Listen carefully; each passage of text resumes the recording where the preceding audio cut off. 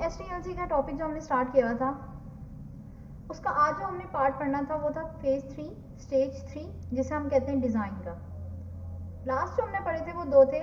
पहला फेज था हमारा प्रिलिमिनरी इन्वेस्टिगेशन का। हमने प्रॉपरली इन्वेस्टिगेट किया कि हमने सिस्टम बनाना क्यों है, सिस्टम को आइडेंटिफाई किया गया। सिस्टम को आइडेंटिफाई करने के बाद मैंने सिस्टम का स्कोप मेंटेन किया, उसके तमाम अल्टरनेटिव देखे, बेस्ट सोल्यूशन सेलेक्ट किया। उसकी फिजिबिलिटी स्टडी करने के बाद मैंने मैनेजर को आगे एक रिपोर्ट बना के दी। मैनेजर ने जब वो अप्रूव कर दी थी तो मैं सिस्टम एनालिसिस में चली गई, पूरा एनालाइज किया कि एग्जिस्टिंग सिस्टम कैसे काम कर रहा है, उसमें क्या प्रॉब्लम्स हैं, और फिर मुझे न्यू में क्या रिक्वायरमेंट चाहिए, क्योंकि एट द एंड मैंने ये 3 क्वेश्चंस का आंसर करना था अपनी रिपोर्ट में। पहले तो मैंने उसके लिए डेटा गैदरिंग थी, उसकी 5 टेक्निक्स थी, रिटन डॉक्यूमेंट्स में थी, इंटरव्यूज़ में थी, क्वेश्चनर था, आपकी ऑब्जर्वेशन थी, सैम्पलिंग थी। उन सारी स्टेजेस से गुजरने के बाद ठीक है, मैंने जो डेटा कलेक्ट हुआ था उसे एनालाइज किया DFD की फॉर्म में, फ्लो चार्ट्स की फॉर्म में, गैंट चार्ट, ठीक है, पर्ट चार्ट वगैरह इस तरह की रिपोर्ट एनालाइज करने के बाद मैंने वो 3 क्वेश्चन आंसर किए कि करंट सिस्टम कैसा है, उसमें क्या प्रॉब्लम है, न्यू सिस्टम में मुझे क्या चाहिए। जब मेरा मैनेजर ने वो भी अप्रूव कर दी डॉक्यूमेंट, ठीक है, और मैं अपने नेक्स्ट फेज पे आ जाती हूँ। जो नेक्स्ट फेज है वो मेरा क्या है, डिज़ाइन का। अब डिज़ाइन के फेज में क्या होता है, एक बात तो पहले समझ लें कि जो भी डिज़ाइन बनाया जाता है ना, वो होता क्या है, लॉजिकल रिप्रेजेंटेशन होती है। अब लॉजिकल रिप्रेजेंटेशन होती क्या है,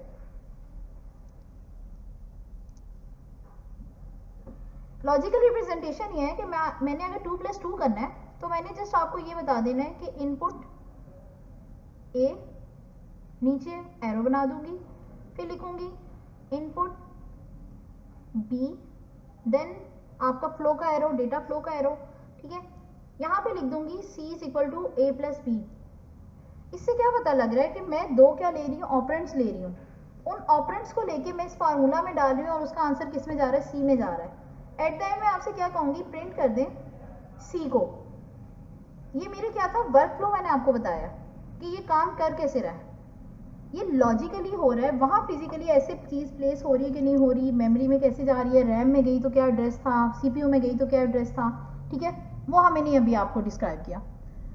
इस सारी डिटेल को जानने के बाद सिर्फ आप देख सकते हैं कि बेसिकली ये प्रेजेंटेशन के थ्रू मैं आपको बता रही हूँ कि A पहले लिया गया, B की तरफ लेने के, या 2 इनपुट्स जो ले ली यूजर से, उसने उससे क्या किया, फार्मूला में डाला और देन प्रिंट कर दिया। ये बेसिकली होती है डिज़ाइन में लॉजिकल रिप्रेजेंटेशन, ठीक है। इसके बाद आ जाए नेक्स्ट पे, ठीक है, वो बात करता है, वो कहते हैं बेसिकली इसकी 3 टाइप्स हैं, ठीक है, और इन 3 टाइप्स में क्या होता है, पहली है आपकी लॉजिकल डिज़ाइन, दूसरा है फिजिकल डिज़ाइन, और तीसरा मैं कहती हूँ मैंने क्या करनी है, उसकी रिपोर्ट जनरेट करनी है। लॉजिकल डिज़ाइन में मैं कर क्या रही हूँ, मैं सिर्फ इतना सा काम करूँगी कि आपकी फंक्शनल रिक्वायरमेंट्स को रिप्लेस करूँगी या फंक्शनल रिक्वायरमेंट्स को डिस्प्ले करूँगी। पहली चीज़ मेरी क्या है, लॉजिकल डिज़ाइन। अब लॉजिकल जो डिज़ाइन है उसमें मैं क्या प्रेजेंट कर रही हूँ, मैंने करनी है फंक्शनल रिक्वायरमेंट। क्या, फंक्शनल रिक्वायरमेंट, कैपेबिलिटीज किसकी, अपने न्यू सिस्टम की, ठीक है, जो मैंने प्रपोज की है। फंक्शनल कैपेबिलिटीज बताऊंगी या वो जो काम जो उसकी डिमांड में किया गया है, ठीक है, वो उन फंक्शनल कैपेबिलिटीज को डिफाइन करेगा, मेरी रिक्वायरमेंट्स को डिफाइन करेगा। फंक्शनल रिक्वायरमेंट लिख लें, कैपेबिलिटीज लिख लें, दोनों एक ही चीज़ है। मैं उनको डिफाइन करेगा किसकी, न्यू सिस्टम की।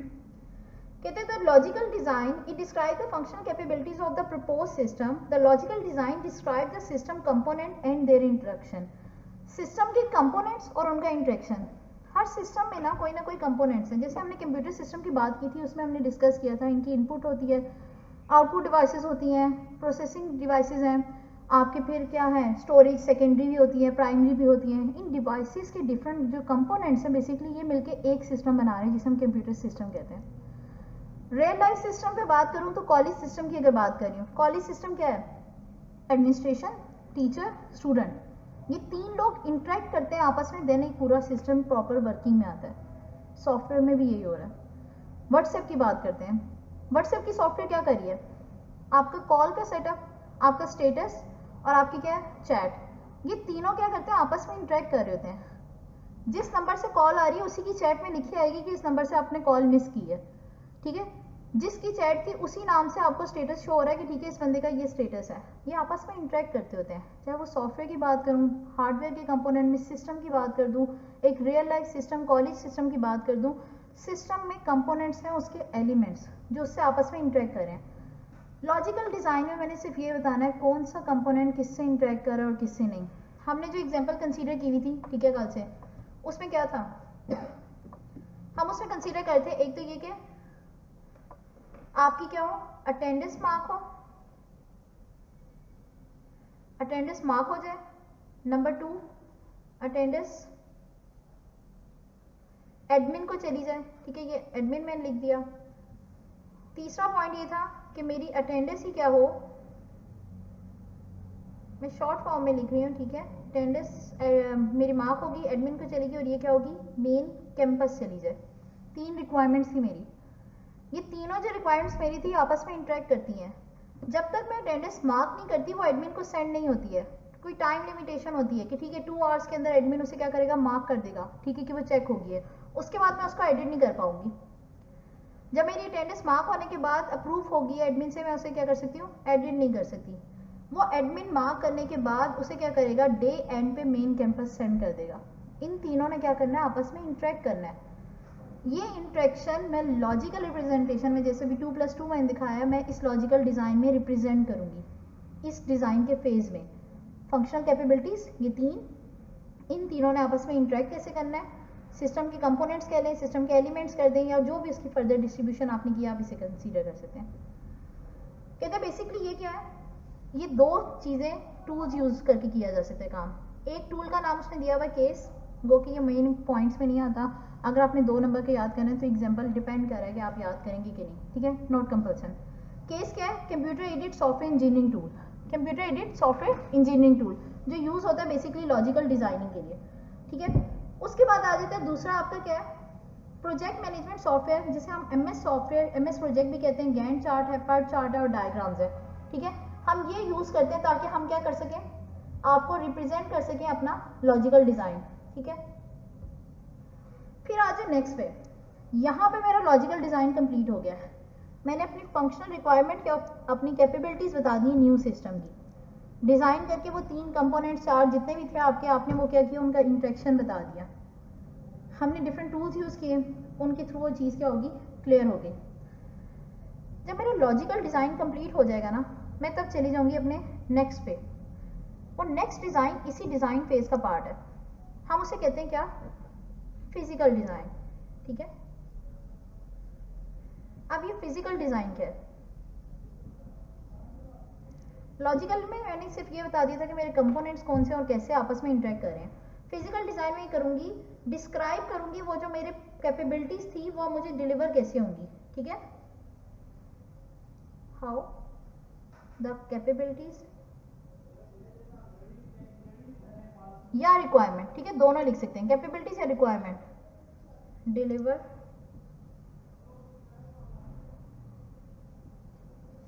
मेरा न्यू सिस्टम मुझे वो काम करके कैसे देगा।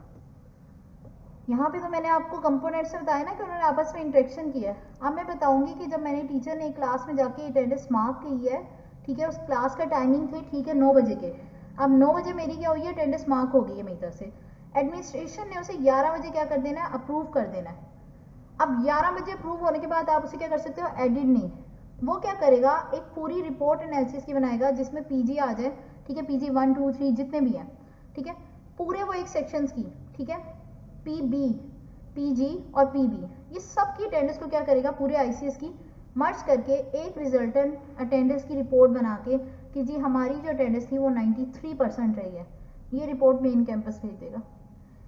कैसे रिजल्ट रिप्रेजेंट किया है, कैसे उसने रिजल्ट वहाँ डिलीवर किया है, उसने अप्रूव कैसे किया है, ये सब मैं फिजिकल डिज़ाइन में डिस्कस कर रही हूँ। काम वही था, लॉजिकल कंपोनेंट्स का आपस में इंटरेक्शन के थ्रू होना था, लेकिन वो हुआ कैसे ये मैंने यहाँ पे डिज़ाइन डिस्क्राइब किया।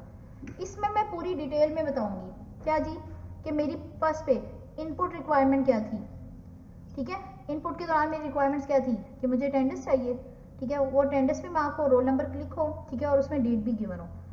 नंबर 2 आउटपुट रिक्वायरमेंट्स क्या थी, आउटपुट कैसे जानी थी, ये आपके मेन कैंपस में, ठीक है, मैंने कैसी दी 93% वेटेज निकाल के। ये होता है हमारा design phase. Input requirement, output requirement, storage requirement, processing requirement, each and every requirements मैं फिजिकल डिज़ाइन में डिस्कस कर दूंगी, जो मैंने ऊपर कंपोनेंट्स के इंट्रैक्शन से यहाँ बताई है। जैसे मैं ये बता दूंगी मेरा हो जाएगा डिज़ाइन फेज कंप्लीट, लेकिन अभी पूरी बात नहीं हुई। फेज तो कंप्लीट हो गया, लेकिन आप याद करें हमने क्या करनी है, रिपोर्ट देनी है। और रिपोर्ट हमने किसे देनी है, हायर मैनेजमेंट को। आप हायर मैनेजमेंट को जब रिपोर्ट सबमिट करवाएंगे, उसमें लॉजिकल और फिजिकल दोनों डिज़ाइन को डिस्कस करेंगे और उन्हें बताएंगे कि इसमें क्या था। जब वो पूरी रिपोर्ट को स्टडी कर लेंगे और वो अप्रूव कर देंगे, देन आप क्या करेंगे, अपनी नेक्स्ट स्टेज पे या नेक्स्ट फेज पे तब जाएंगे। और वही फिर हमारा नेक्स्ट फेज क्या होगा, हमारा तब नेक्स्ट फेज आ जाएगा जी कोडिंग का। कोडिंग एक कोर पार्ट है, समझ लें, एक ऐसा फेज है जिसकी काफ़ी समझ लें वर्थ है। कोडिंग का जो काम होता है, ये बेसिकली सॉफ्टवेयर इंजीनियर कर रहे हैं, ठीक है। कोडिंग ये बेसिकली क्या कर रहा है, सॉफ्टवेयर इंजीनियर कर रहा है। यहाँ पे वो क्या कर रहा है, कहते हैं ये एक तो कोर एरिया है, पहली बात ये। अच्छा, आप इसे कोर एरिया बोल सकते हैं, इसे मेन पार्ट बोल सकते हैं, लेकिन आप ये नहीं कह सकते मोस्ट इंपॉर्टेंट पार्ट। हर पार्ट की अपनी वर्थ है, कुछ पार्ट परफॉर्म ना हो तो ये स्टेज आएगी नहीं। आप इसे क्या कहेंगे, कोर पार्ट कहेंगे, मेन पार्ट कहेंगे, मोर देन इनफ है। ये क्यों, ये टाइम टेकिंग है, ठीक है। ये आपका टाइम ले सकता है, ये मैक्सिमम टाइम आपकी एफर्ट लेगा, टाइम लेगा, और आप पे क्या लेगा, बजट। आपने कंप्यूटर के नियर बाय लैंग्वेज में एक प्रोग्रामिंग लैंग्वेज पकड़नी है, उसमें इंस्ट्रक्शन लिखनी है कि इस सिस्टम ने सारा काम कैसे करना है। वो जो अभी तक था वो सारा प्लानिंग था, ठीक है, कोई इम्प्लीमेंटेशन नहीं हुई थी उस प्लानिंग पे। अब इम्प्लीमेंटेशन हो रही है उस प्लानिंग पे। अब मैं उससे रिटर्न में ला रही हूँ कि ठीक है ये काम ऐसे करना है, और ये सिस्टम को हदायतें जा रही हैं, ठीक है, इंस्ट्रक्शन की फॉर्म में। ये कोडिंग में काम हो रहा है। कहते हैं इसमें क्या होगा, हमने दो काम करने हैं। एक तो हमारी पुरानी रिपोर्ट जो थी सिस्टम एनालिसिस की, ठीक है, किसकी, सिस्टम एनालिसिस की, एक वो रिपोर्ट। दूसरी हमारी कौन सी थी, डिज़ाइन एनालिसिस की। जो डिज़ाइन और सिस्टम एनालिसिस की आएगी रिपोर्ट, ठीक है, मैं उस रिपोर्ट को यहाँ पे प्रोग्रामर को दूंगी। ये दोनों रिपोर्ट्स में किसके पास जाएंगी, प्रोग्रामर के पास। जब ये दोनों रिपोर्ट्स प्रोग्रामर के पास चली जाएंगी, प्रोग्रामर देन कोड करेगा, और उस कोड के अकॉर्डिंगली क्या होगा, सिस्टम रन करेगा।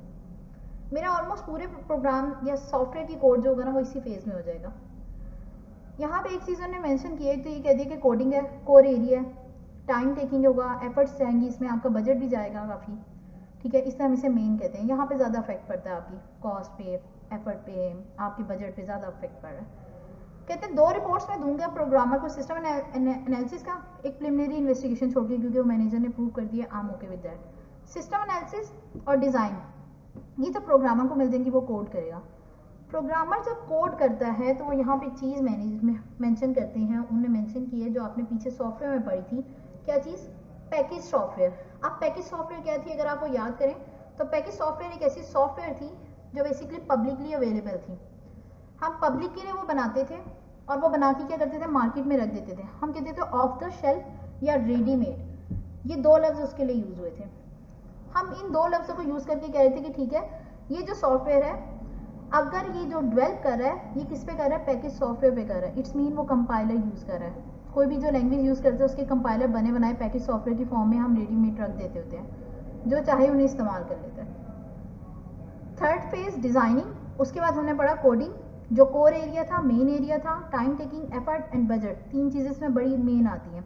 दो रिपोर्ट्स हमने प्रोग्रामर को देनी होती है, सिस्टम एनालिसिस की और डिज़ाइन एनालिसिस की, या डिज़ाइन रिपोर्ट जो भी आप उसे कहें, जिसमें लॉजिकल फिजिकल दोनों को डिस्कस करेंगे आप। प्रोग्रामर के पास रिपोर्ट पहुंचेगी, प्रोग्रामर पूरे सॉफ्टवेयर का कोड करेगा, किसके थ्रू करेगा, किसी पैकेज सॉफ्टवेयर को यूज़ करके करेगा। इसमें कोई क्वेश्चन हो तो कमेंट में आप पूछ सकते हो।